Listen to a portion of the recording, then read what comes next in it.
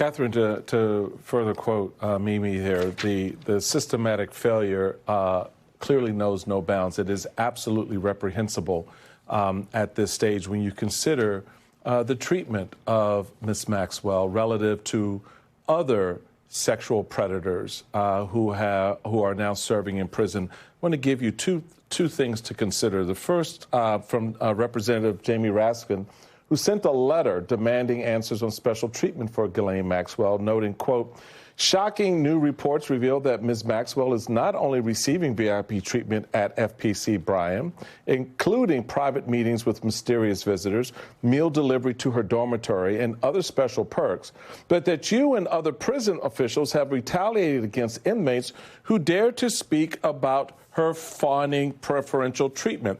And then this from the Wall Street Journal, part 2. Quote, the warden called a town meeting for inmates. She warned that if inmates made threats to Maxwell, put her in any sort of danger, or talked to the press about her, those inmates, would be shipped to a harsher facility.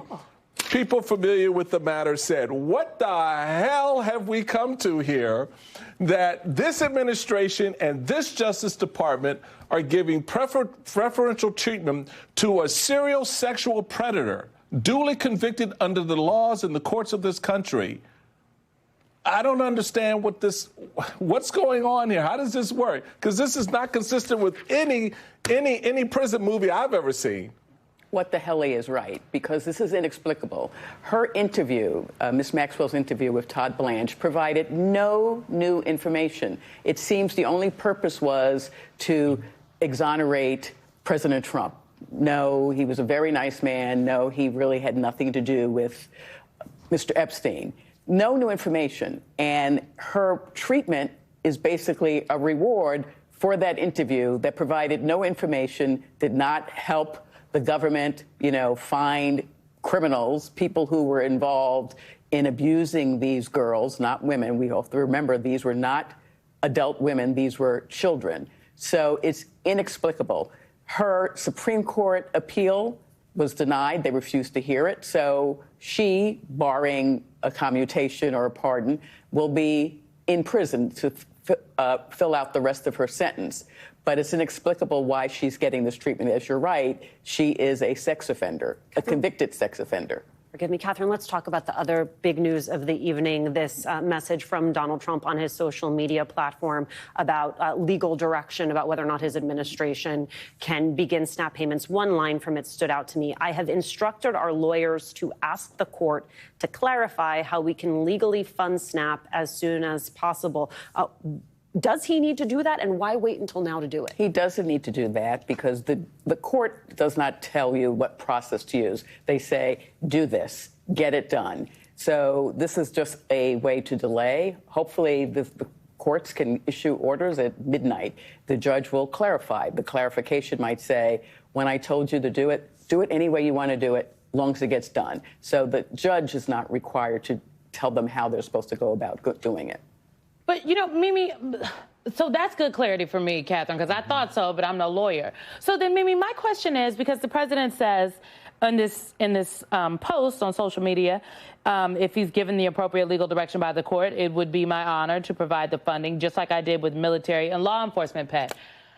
There was no court that told him he had to pay the military and law enforcement. Actually, what has happened is that they unilaterally went and moved funds, apparently took a donation from a private citizen in order to continue to pay military and law enforcement. So I don't understand what the discrepancy here is with the SNAP benefits when there is a set-aside emergency rainy day fund for situations such as this.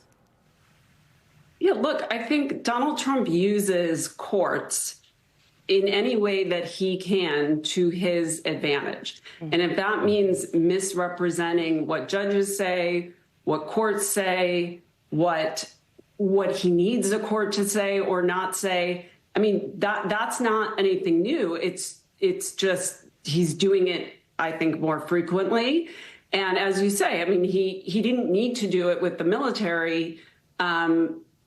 He doesn't need to say that he was given court permission there. because he already just went and did it. But he likes to cloak what he does in the authority, ironically, in the authority of courts. He claims that he's following or not following court rulings, when, of course, we know that when it's not convenient for him, he absolutely doesn't follow them and has no problem completely just critiquing judges in a reckless way. So I think that's what he's doing here. He's trying to cloak himself and his actions and his administration's now delay. He's once again using the courts in a political way, whether it's to his advantage or not.